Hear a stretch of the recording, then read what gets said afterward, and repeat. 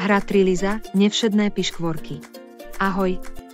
Som Anna a ukážem vám, ako hrať hru Triliza. Pri hre budete potrebovať 9 hula obručí a 6 kameňov dvoch rôznych farieb. Hráči sa rozdelia do dvoch tímov a vytvoria dva rady.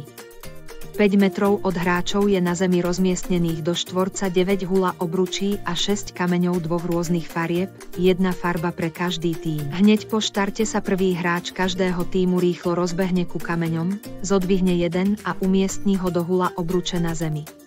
Následne beží späť k svojmu tímu a tleskne do ruky nasledujúceho hráča zo svojho tímu. V tej chvíli môže nasledujúci hráč vybehnúť a umiestniť do ďalšej hula obruče nový kameň. Takto hra pokračuje, až kým jeden z tímov nevytvorí trilizu, čo sú 3 skaly v obručiach v rade v hociktorom smere. V prípade, že žiadny tím nevytvoril trilizu v prvých 3 behoch, v nasledujúcom kole sa hráči snažia usporiadať do trojice kamene, ktoré sú už v obručiach položené, až kým jeden tím nevyhrá. Tím, ktorý vytvorí trojicu, získava bod. Tím, ktorý získa 10 bodov, je víťazný. Ale samozrejme sa môžete hrať toľko kôl, koľko chcete. Dobre sa zabávajte.